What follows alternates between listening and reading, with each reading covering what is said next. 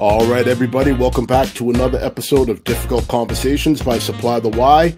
My name is Dean. I will be your conversational tour guide for the evening.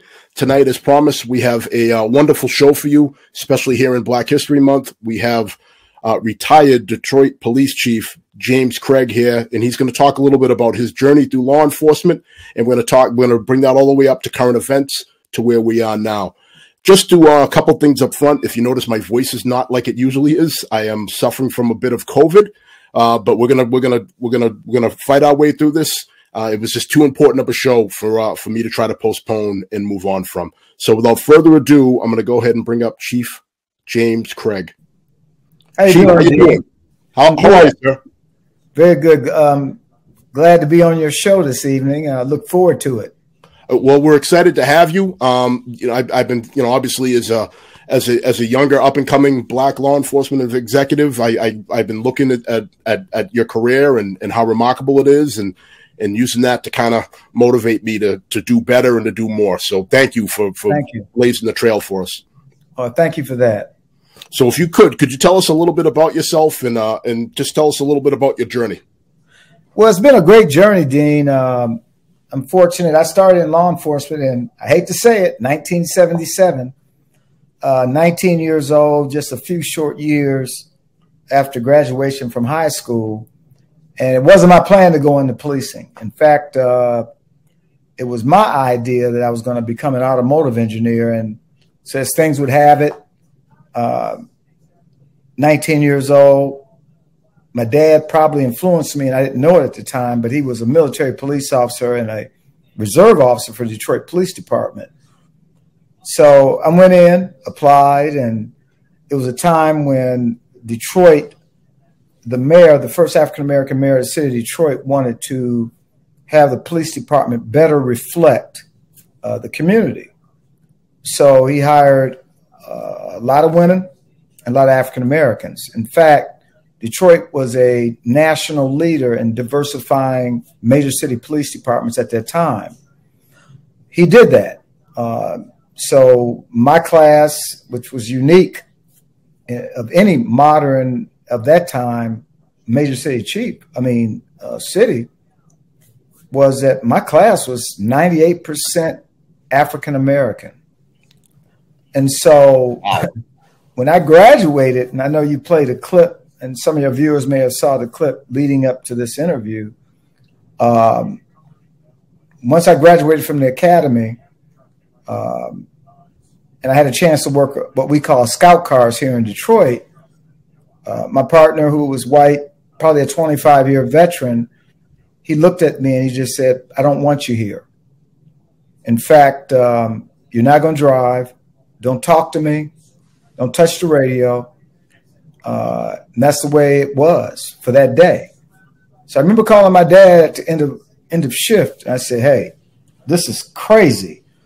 I don't think this is what I want to do. I should have followed my first mind and went on and finished my engineering degree." But he said, "Son, I understand."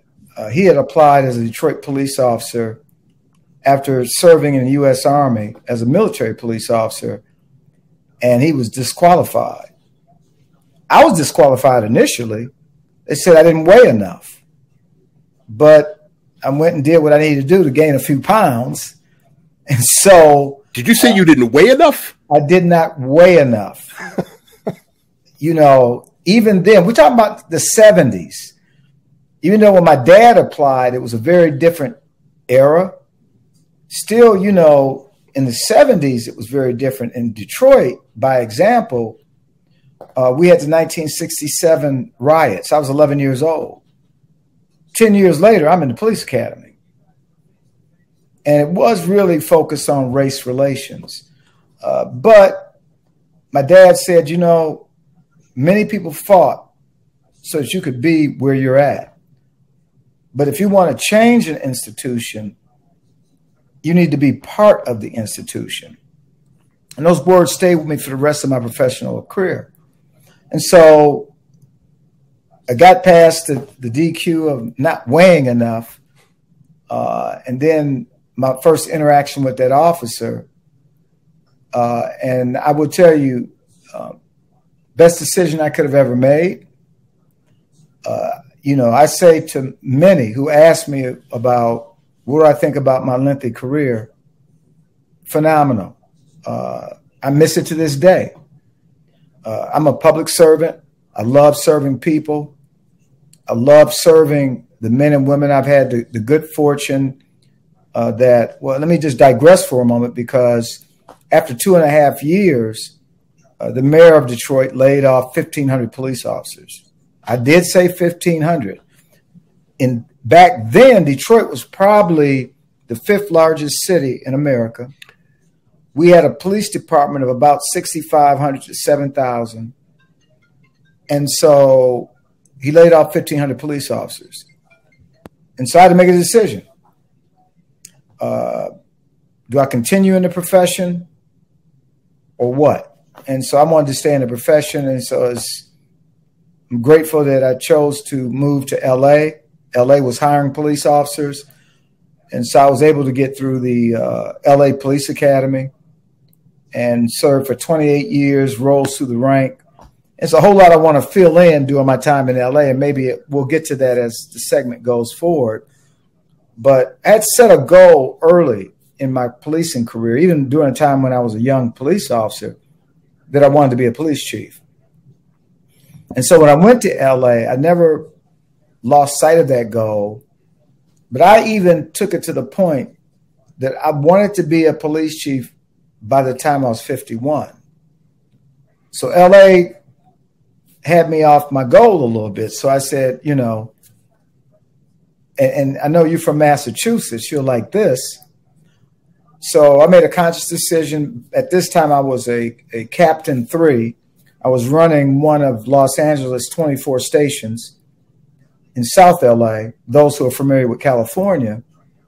And so I started pursuing opportunities for chief's vacancies as a captain. One notable pursuit was when I pursued Boston, Massachusetts. The Boston Police, or one of the Boston Police. Okay. And at the time, my chief was Bill Bratton, who, as you know, came up through Boston and New York, and then later became the LA chief. And so I applied for Boston, and it came down to myself and one other candidate. And it was an interesting process. You might remember Mayor Menino. Of course, yeah. They flew me into D.C., not Boston. They didn't want it to get out that I was in the process. And so, as you know, Boston had never had an African-American chief. I'm not saying that was the reason, but I ended up flying into D.C. I met with Mayor Menino, and I think it was the owner of the Boston Red Sox. I was excited about the interview. I felt good about the interview. And I got the sense that the mayor felt good about me as a candidate. However, there was a candidate. The other candidate was the chief of a smaller city in Massachusetts. He was ultimately selected as Boston's chief or commissioner. I'm not sure what they call it, but Ed Davis. Yeah, but just around 2006, 2007. Yes. Yep. Around that time. So Ed got the job. I went back, but I continued on my quest. That didn't deter me. I wasn't going to be said, he told no too many more times. And so I was a finalist in Tucson, Arizona. And then this little small but big city in Maine jumped out. And it was Portland, Maine. It's a nice town. Yep. Beautiful town. Didn't know anything about it. Mm-hmm. And didn't quite sure if I knew I wanted to go there. But as, my prayers were definitely answered, because I waited to apply for Portland on the very last day I could apply. It was probably 85 or so candidates. I applied. Had never been to Portland in my life. First time I went to Portland was for my interview for chief. And it was a very different city, unlike any city I've ever lived and worked. But as things happened, I became a finalist and then ultimately selected as chief. I was the first African-American chief, not only in the history of the city of Portland, but also in the history of the state of Maine. And so I served Maine, served for 2 years. And then my ultimate goal, though, was to become a major city chief. And then a Cincinnati opportunity presented itself, Cincinnati, Ohio. And so what was interesting about Cincinnati, just before the Cincinnati opportunity came up, I flew out to LA, and because I guess I got homesick of, the good weather. Portland gets a lot of snow, as you know, Dean, and it gets very cold. And so I applied for a job in 2 places, a little city surrounded by Long Beach, California, called Signal Hill, and then the LA Unified School District Police Department, which was the largest police school district in the country, even more so than New York.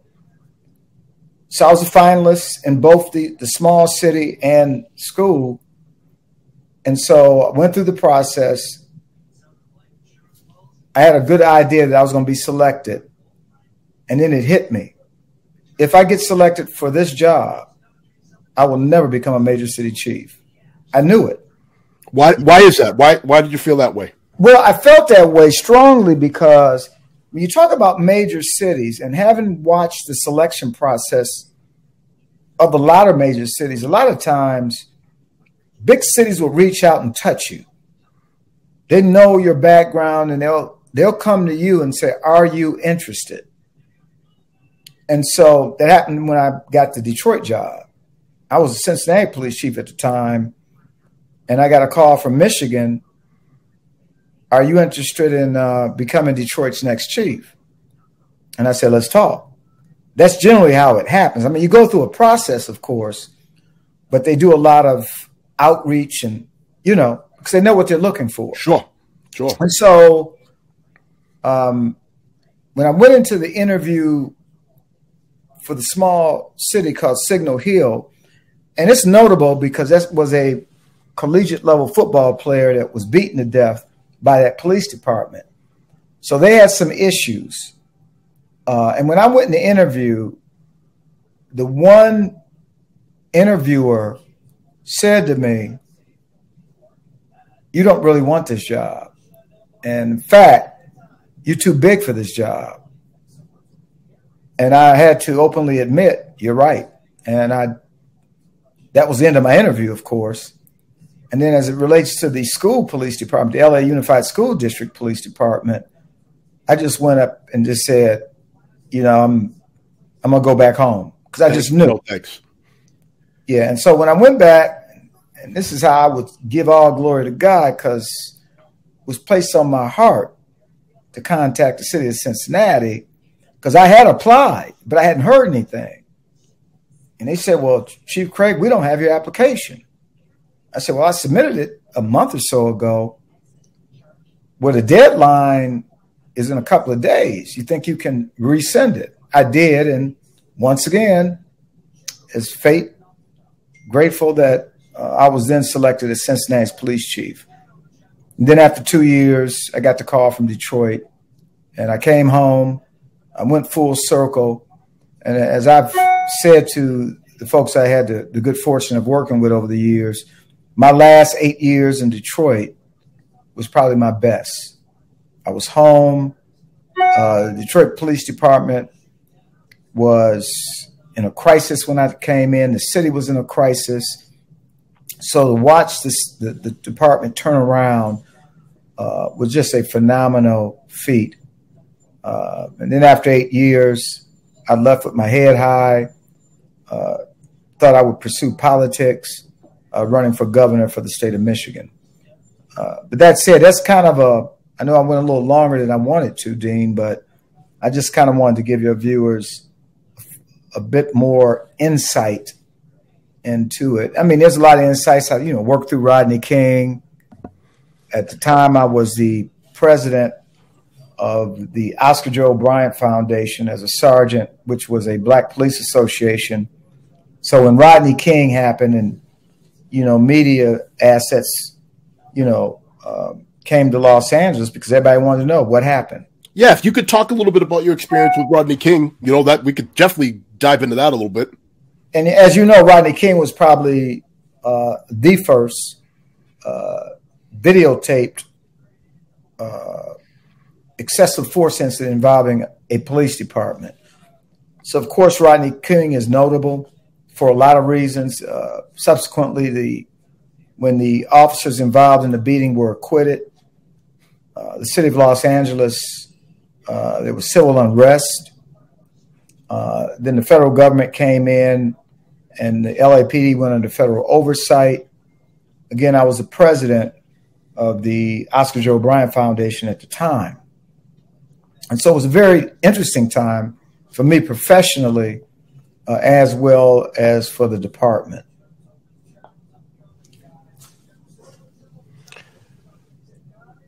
So, Chief, while you're there, just a couple folks. I'm going to hit the chat. Again, folks, this is Difficult Conversations by Supply the Why. I'm here with Chief James Craig, who is retired.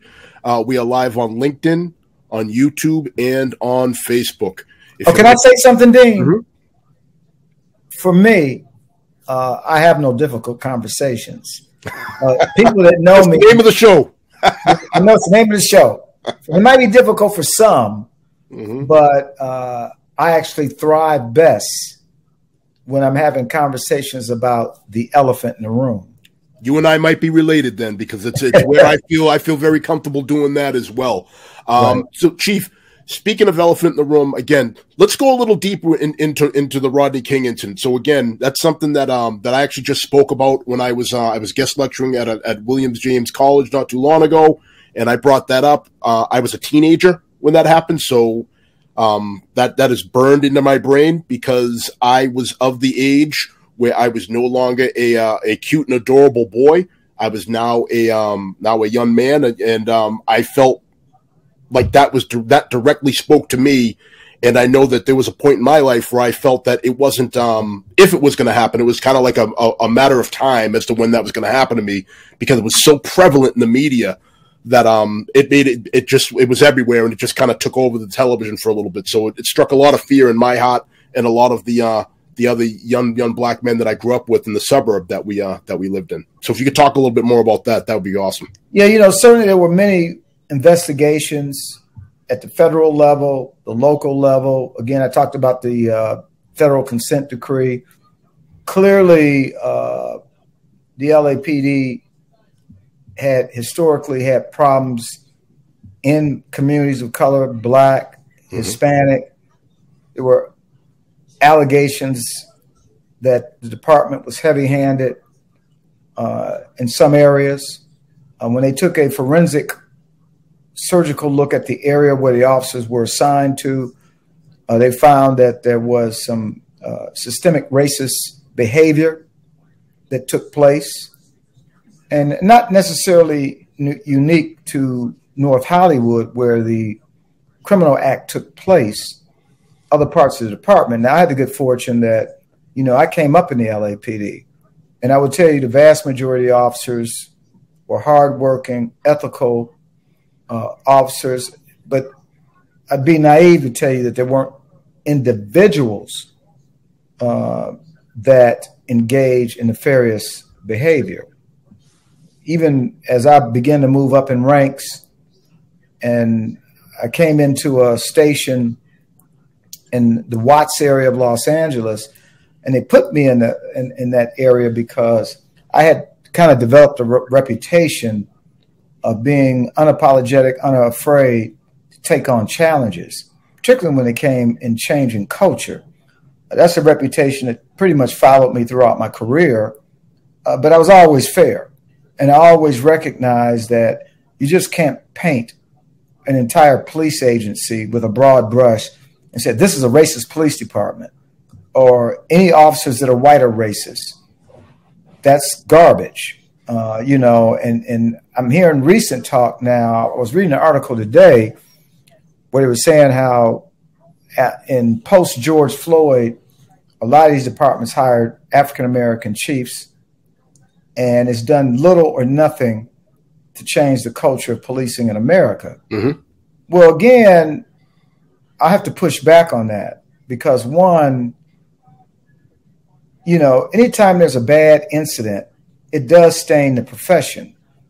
But any suggestion that it's reflective of an entire profession is wrong. Look, I came up in a time, and that's why I illustrate, I started in the 70s, and things were very different then, of course. And I talked about the interaction I had on my first day out of the academy with being assigned to a patrol unit. But that doesn't mean that the entire profession is systemically racist. When I've seen white officers, ethical, hardworking, who ran toward danger and put their lives on the line to save, yes, members of communities of color. I've seen it all through my career. So I push back vigorously. Now, that doesn't mean that some departments have more issues than others. And, I've had a chance, and we talked as we were preparing for this about my thoughts on what happened in Memphis. Now, as we know, Memphis, there were 5 officers, all black, mm-hmm. who committed a crime and killed this young man. They used excessive force. And what else is problematic about that incident is the fact that there were officers that arrived to the scene and just stood there and watched it happen and did nothing. There was a lot that was problematic about that incident. That was a lot. And I'll be candid, having been a chief in 3 cities, as a chief, you don't stand up a high-profile unit staffed by young officers who have a tenure of anywhere between 2 and 3 years and not factor in appropriate managerial and supervisory oversight. Absolutely. You just don't do that. The chief sets the tone for the department, bottom line. Now, if the department had a culture as she transitioned in, it's up to you as the chief officer to take appropriate steps. I'm not saying launching a crime-fighting unit is inappropriate. I did it here in Detroit. Detroit had problems, but I also instinctively knew you have to have appropriate supervision. I say appropriate, not just supervision, but appropriate supervision that's going to have the courage and the integrity to do what's right. And these officers didn't get it.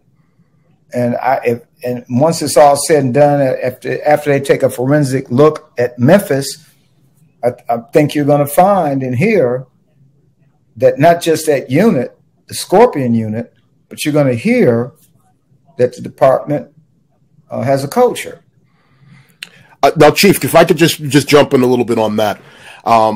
I agree with you that it was absolutely a supervisory issue there on many different levels. It was clear to me that they were so comfortable using that level of intensity that was not the first time that had happened. Would you agree with that? Oh, absolutely. Well, it wasn't the first time. In fact, I think one of the officers, if my memory serves me correct, had a history mm-hmm. of engaging in excessive force. But when you think about it, when officers stand by and do nothing, I remember as a LAPD officer, I was working with one of my classmates, and that's when crack cocaine was big. We stopped a group of young men, and as we stopped and got them out of their vehicle, it was a large-sized truck,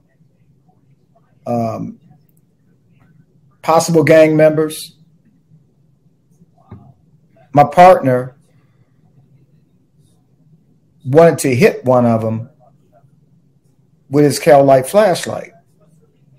And I immediately ran to him and grabbed him so he wouldn't do it. Now, of course, that wasn't always viewed as the right and popular thing to do. But these young men did not offer any resistance. I didn't feel threatened, and nor should my partner. And so when I did that, of course, he said, we're going back to the station. I refuse to work with you. And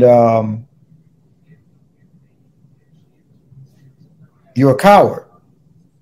And so I said, oh, really? I'm the coward. You're every bit of 5'1" wet, and I'm the coward because I stopped you from beating a person that didn't offer any ounce of resistance. And so was the person already handcuffed too, Chief? Was he already in custody? No, they were detained. We hadn't put cuffs on them, but again, no resistance. It was cooperation. And so I'll never forget going to an African-American sergeant who was relatively new, telling him what I thought about the situation. And all he could say to me, and I'll never forget it, look, you're going to have to learn to get along to work here. And I was so disappointed in his response. All that did for me is it really energized me to want to promote and later become a chief. I'll say that courageous supervision is not always common. Now, this is not a blatant attack on supervision because there's some great supervisors out there that get this, managers, but there are exceptions. Chief, I'll say this really quick. We got a couple questions in the chat. There's some folks that want to ask some questions of you. Sure. Wayne says, now we have a duty to intervene thanks to cell phone videos. So that's from Wade. Wade also asked earlier, how much research did the chief do researching a police department prior to an interview?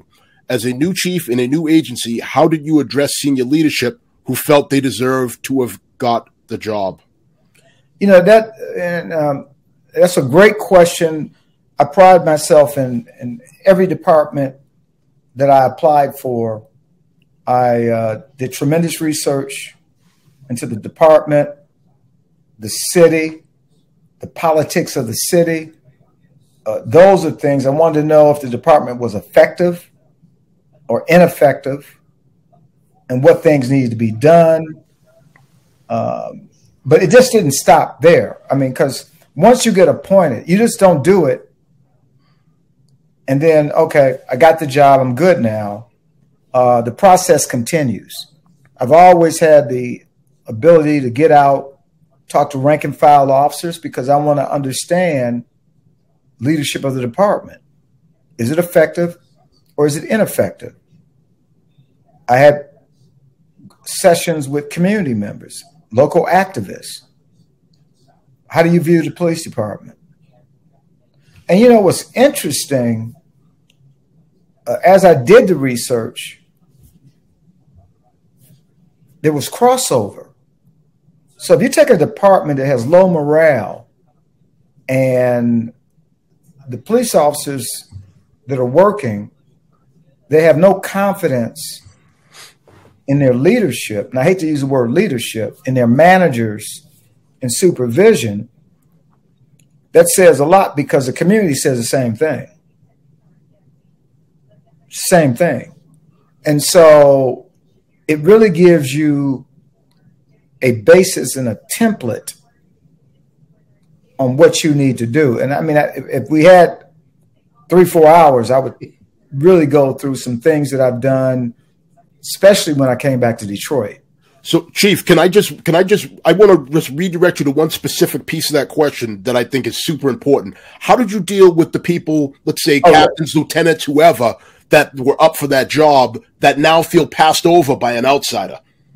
Well, how did that piece work?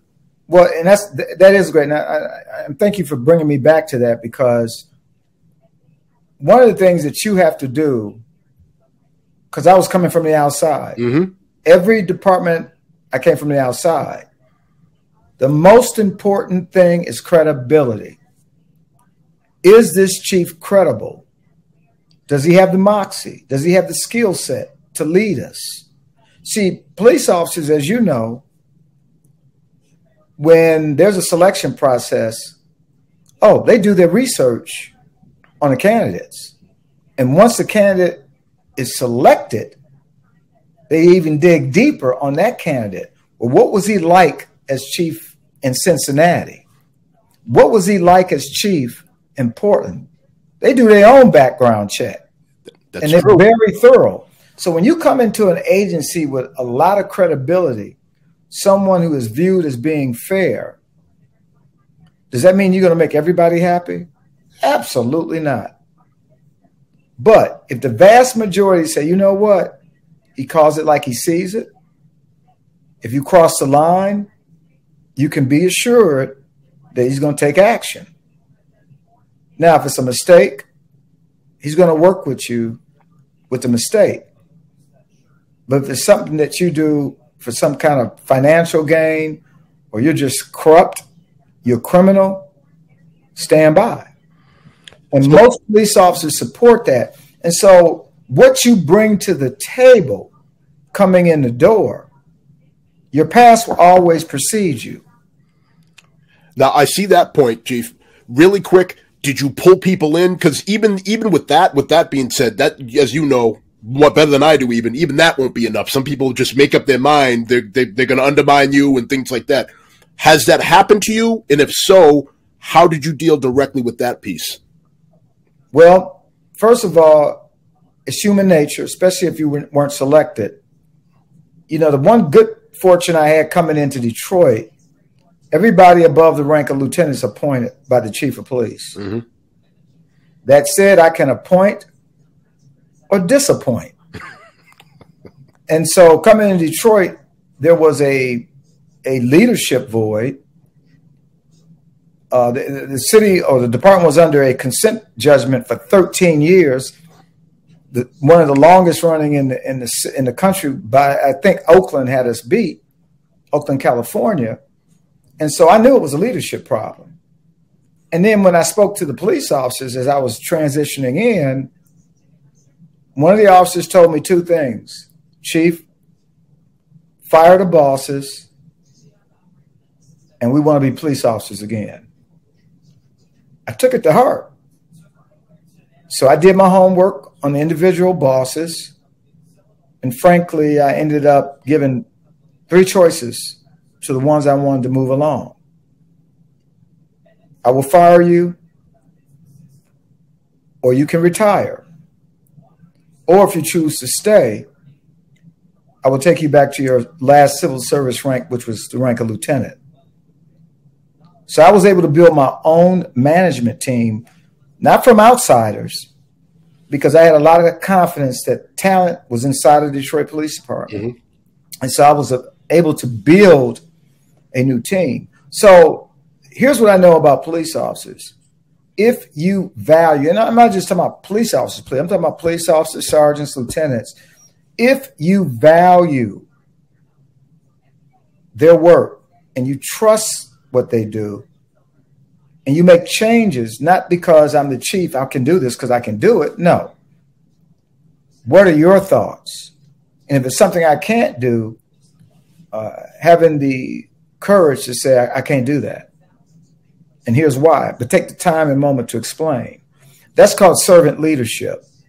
See, it's one thing to be a chief and you lead the community, but you got to also serve and lead the men and women you work with. You notice I didn't say that work for you, that you work with. Words matter. Yes, they do. And I had a saying, and I took part of it from Bratton. He used to always say, cops count. But see, what I said, cops count, but leadership matters. Cops count, leadership matters.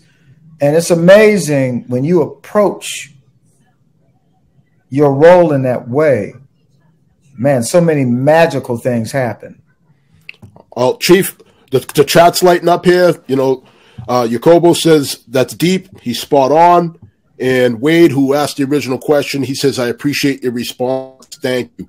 There's a few more questions here if you're up for it. Yes, I have another one. So Mike says, Chief, what is the disconnect between law enforcement and some communities that they serve? Is it culture, training, or many things? It's a combination of many things. It can be culture. It can be training. I touched on it briefly when I talked about Memphis.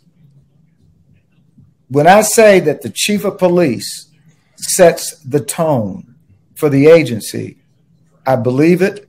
I know it. If there is a fractured relationship between a community and a police department, it's because the chief didn't do his due diligence. He's not holding members of the department accountable with the expectations of building relationships. I can look at any department right now and tell you. I'm going to give you an example. Please do. So some may or may not agree with me, and this kind of goes off to the side from the community, but it is the community. So one of the things that Detroit was recognized for during 2020, you saw the number of major cities that were on fire. There were riots. There were people police officers being forced out of their police station, police officers being attacked. Not just one or two cities, many cities. And the most egregious is when police officers were forced, and I'm talking about Seattle, being forced out of their police station. And the criminals being allowed to set up an autonomous zone. Shameful. Shameful. When you think about any city in America, particularly in communities that are vulnerable, guess what I know? Folks in those communities want effective and constitutional policing. So the radicals that come in and want to create division, they don't speak for the community. As a police chief, you have a duty and an obligation to protect folks in the vulnerable communities. You have a duty and an obligation to support the men and women out there trying to protect the community. Bottom line. And when a chief decides to let a politician, i.e. the mayor, we're just going to let them play a little bit. Not acceptable. That's the day you fire me as the chief. And let me just say, and this is where community plays a role. When I first was appointed as chief in Detroit in 2013, the community had no confidence in the Detroit Police Department. Community activists did not like and respect the Detroit Police Department. So I went about the business of building that bridge. I got with the community activists, and like anything else, you know, it takes time to heal. It takes time to build trust. And all you have is your word. And we all know that once you tell one lie and you don't stand behind one thing, you're done. It's over. Set the tone, build the relationships. Fast forward to 2020. There's a reason why Detroit didn't burn. Did not burn. When people thought, if any city's going to go up in flames, it's going to be Detroit, Michigan. Surprise, surprise. You know those relationships I had with those activists? They trusted the chief. They trusted the department. They stood by and with me. We know that one of the MOs in all these cities was these outside agitators, call them Antifa, whoever you want to call them. They came in and were allowed to do what they did. And unfortunately, some of these departments, some didn't have good relationships with their activist community or with their community, because those activists came out and stood with us, because they wasn't going to allow these outsiders from as far away as California to come in and incite riotous behavior. Wasn't that going to happen? I agree. It's critical to have those upfront relationships before something bad happens, because that's when you can go ahead and you can make a withdrawal from that relationship that you built ahead of time. All right, Chief, a few more questions. So, Jermaine, this is a long one, my friend, so I'm going to try to just sift through this Regarding the increase in violent crime and options that several mid to large-scale communities have used to enhance community relations, are you familiar with the community violence interrupters? What are your experiences and opinions with them, good or bad? And what strategies would you recommend? I'm going to stop there, Jermaine. That's a lot there. So, if you could, I have worked with violence interrupters, and candidly, every city I've worked, with the exception of Maine, Portland, man, we didn't have them. I've had great success in some and not so much success in others. One size doesn't fit all. But I think, once again, we're talking about people who are community activists, some of them, who really have the desire to see better in violent neighborhoods. I've seen it work very well. But again, it's about relationships. And it's about that chief, because the chief sets the tone for the department. And part of the tone setting, and many violence interrupters are former gang members who've turned their lives around, or former individuals who were involved in crime who want to give back. And, some of the hardliners, some of the police officers that, let's say, are stuck on status quo, they don't want anything to do with it. And this is why it's important for the chief to set the right tone. And so, yes, it can work, and it does work, but it's not just that. That's just one strategy. All right. So I have one more for you from, I believe it's Abubakar. Abubakar says, how do you bridge the gap between the department and the community if police officers do not make any effort in engaging with the community? It's called one word: accountability. So one of the things that I did to bridge that gap in the community when I came to Detroit, I did it actually in every department I've led, from Portland to Cincinnati to Detroit. I launched what was called Neighborhood Police Officers. And basically I gave that assigned officer a piece of geographic area in the city, small enough that they could manage, and I would refer to them as the mini police chiefs. And in doing so, their sole purpose was to handle like quality of life issues and build relationships. I don't care what it is. If it's whatever that community is complaining about, whether it's young people doing 360s in the middle of the street, solve it, fix it, and be responsive. And, I knew it was working because when I would go to community meetings, community members wouldn't complain. They would praise the neighborhood police officers. My phone in my office wasn't ringing with a bunch of complaints. Why? Because these many police chiefs were doing their job. I even gave neighborhood police officers who live within the boundary of Detroit, I said, look, take your police car home, marked police car. And initially, some of the old heads thought I was a little nutty for that. The car's going to get damaged, so you don't get it. These are neighborhood police officers. I want the community to see that police car. Police officers who live in the city are truly part of the community. And so it was a big hit with the ones that lived in the city. Of course, the ones outside the city, I didn't see the benefit. If you live an hour away from home, what benefit is having a Detroit police car out in the city of Troy, Michigan? There isn't any. And actually, I admit that I was in D.C., and D.C. had set up a similar program, and I liked it. It made sense to me. What better than having an officer who lives in the neighborhood they patrol? And do you know, not one police car got damaged? Not one police car. And the community loved it. That's just an example.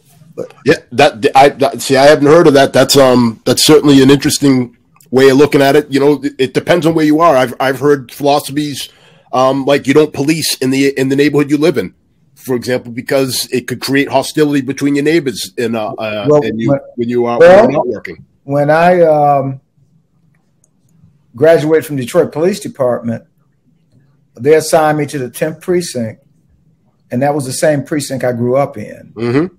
So I knew some of the folks that lived in that area.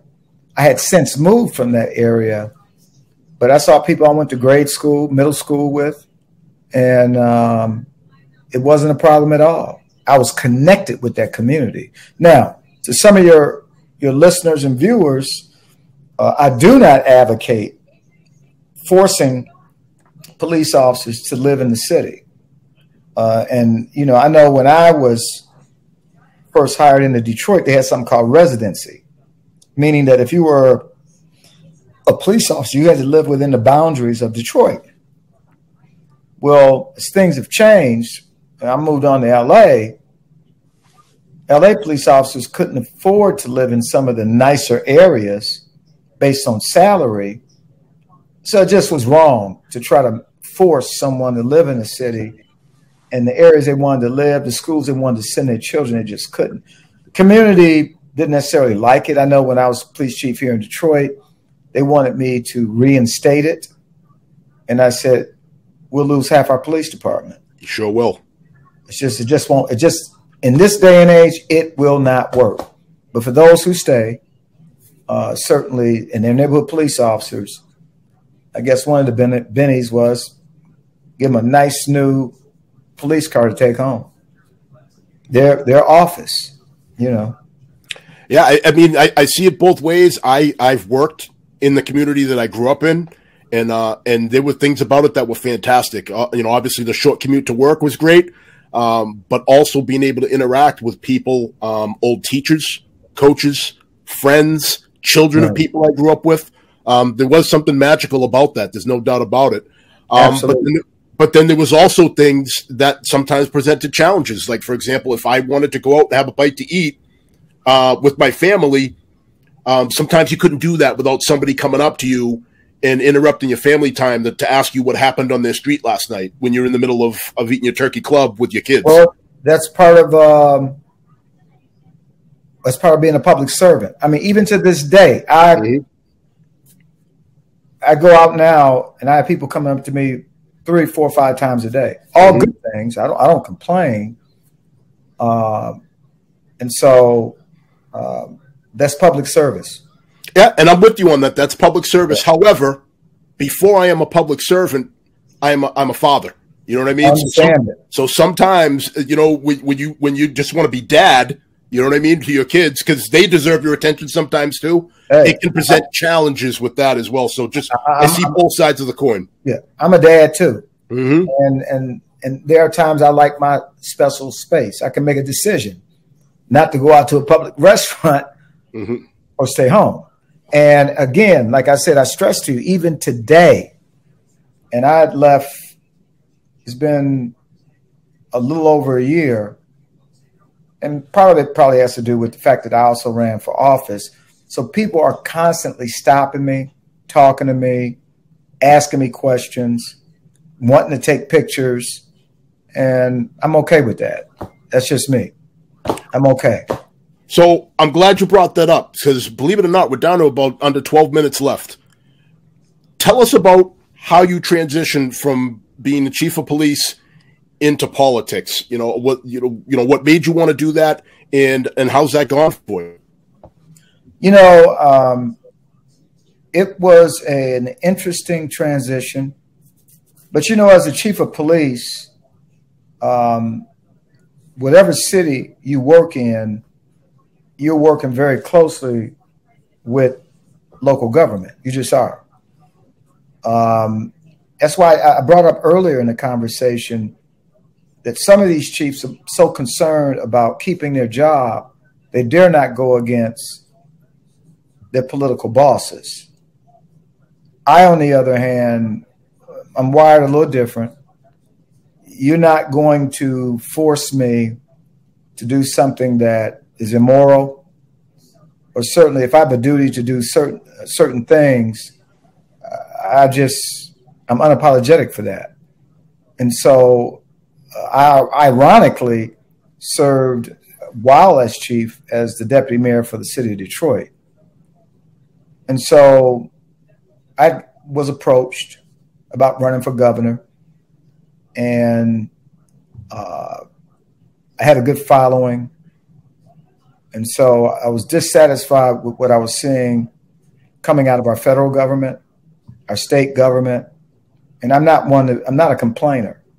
If you don't like something, then do something about it. In my case, my doing something about it was the decision that I would run for office. I got sick and tired of what I saw during 2020, sick and tired of defunding police, sick and tired. I can go on and on. I'm sick and tired of open borders. And for people to tell you there are no open borders, we have open borders, and we have fentanyl. We sure do. And, so I could sit here and complain and whine about what's wrong. The fact that, gasoline was at one point low and it's outrageous. It's come down some. We're in a recession. I don't care what they say on television. I don't care they tell you they think we're naive and we're stupid. I know the impact that these folks that start screaming defund, dismantle the police has had on communities. It's hard to recruit. It's hard to retain. And it's had an impact on why crime. And let's not forget, when crime goes up, the first thing people want to point the finger at is police.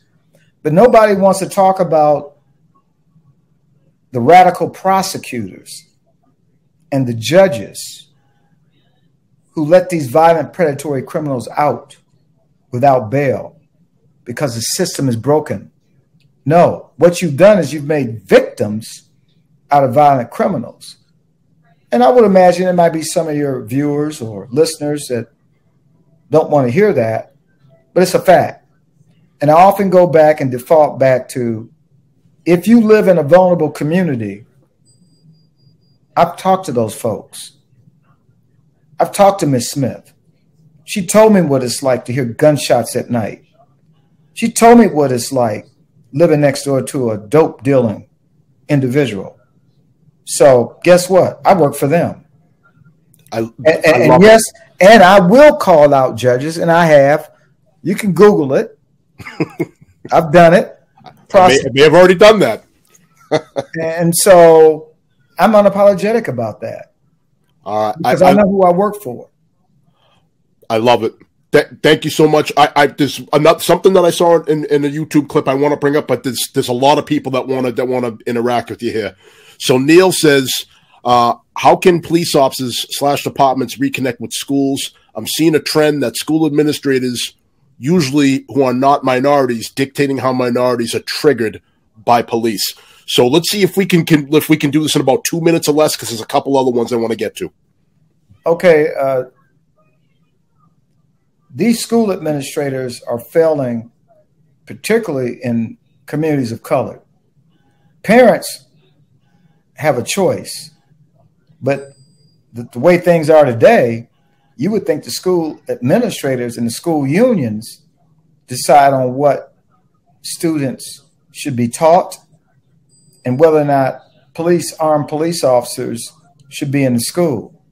Shameful. I'll leave it there. All right. Fair enough. So we got a long one from my good friend Ed, who told me ahead of time he was excited about seeing you on. He says, love your comments about leadership and accountability, but I do believe making policing the hot button political issue it is being wrongly directed. I've seen you and hearing you on this broadcast. I believe you are right down the middle. How did you feel about the president's comments about brown and black dads having to have the talk with their sons? So I'm going to stop there. So how did you feel about that? Let me just say this. What we have today, my opinion, we have a feckless administration. I've called the president out on some of his comments about, like he made this reckless comment about, I think it was attributable to what happened in Atlanta. And he suggested that why does an officer have to shoot someone to kill them? Why don't they just shoot them in the leg? Yep. Oh, so let me see if I get this right, Mr. President. Obviously, you've been a police officer and you understand this. So you are faced with an imminent threat and you're taking gunfire and you have to do one thing, survive. And during that survival mode that you are in, you have got to stop the threat. Oh, let me see if I can shoot his arm or his leg. That's something off television. Which is moving, by the way, too. It's not like the arm and leg just still. It's moving. Right. So, I mean, it's just, I shouldn't even use that as an example, but they've politicized policing. And frankly, they have to live with this defund movement. Now, they've backed off of it because it's hurt them significantly. But guess what? Recruitment is at an all-time low. NYPD, by way of example, I think they're down, it might even be more than 3,000 officers. They said this has been the lowest staffing numbers in, I don't know, 20 years. There's a reason for that. And so if your actions don't match your words, you can say, well, no, we support the police. But the first thing you want to say is training, training, training. I'm not saying that training is not good. I'm a strong advocate of more training and more training. But where's the honest support for the men and women who serve? And I'm not saying all cities now. I don't want to broad brush it. That's one of my other complaints. They attempt to paint the entire profession with a broad brush, and they're wrong. I mean, to your point, there's been 3 or 4 different things we've talked about tonight that could have each been their own individual show. This is one of those topics. As far as the talk goes, when I do my podcast, I'll make sure to keep that in mind. Yeah. Definitely, because this could go on and on and on. One thing I did want to ask you about really quick as we come up on time here, I thought that was I really love that you said we don't have a gun problem, we have a criminal problem. Bingo. Can you talk a little bit more about that and just let people know, give them some context to that quote? When a drunk driver gets involved in a fatal traffic accident, is it the car or is it the driver? It's not the car. When a gun is used during a commission of a crime, is it this inanimate object called firearm the problem, or is it the individual? Whether the individual is suffering from some form of mental illness, whether the person is a criminal, like sadly, this most recent shooting incident here in Michigan that I'm sure everyone's aware of, the mass shooting, the guy should have been in jail. He was put on probation and was charged and found guilty of a felony firearm. He wasn't in jail. And what I find so interesting, very little comes out and says, well, Chief, no. Where's the accountability for the judges? Where's that accountability? And then we politically want to politicize it and say, oh, my God, we need stronger gun control. No, we need stronger criminal control. I don't need to tell you what's going on in New York, Chicago, Los Angeles. It's these prosecutors. When are they going to take responsibility for their bad decisions? Do you think you put somebody out on probation when they should be incarcerated? Look, I'm all about doing what's right, but let's have an honest conversation. Why are they getting a pass? Well, one thing we know for certain, of course, when you talk about prosecutors who are elected, judges who are elected, is another elected, i.e. a mayor, generally going to take on those folks? Probably not. Probably not. Shameful. It is absolutely shameful to me. So that's a great way to end this. And if I had to guess, some of your viewers and listeners are in agreement. And some of them saying, we need gun control. Yeah, we should have common sense gun laws. Common sense. Remember, the gun is the object. It's the person. So, Chief, what I'm going to do is I'm going to stop you there, and maybe at some point, if you have more time, we got to have you back because this is remarkably unfinished. Okay. Thank you so much. I got a couple comments here for you. So, I thank all your listeners and your viewers for indulging me for the last hour. Yeah, Abubakar says this is great. He wants to run this back again. Okay. Sarah Elizabeth, she's a professor over at William James College. She says, excellent show. Thanks, Chief, for a great interview. Thank you. Ed says, thank you so much for having the Chief on. Hope he's back soon. This MSN is the real deal. And finally, Abubakar, we'll talk about that some other time, my friend. There's just not enough time. Chief, really quick, how do people follow you? In about 30 seconds, can you tell us how they can follow you? I'm on LinkedIn, so you can get me on LinkedIn. I have a Facebook profile, and as soon as I solidify my next steps regarding a podcast, I certainly want to get that out.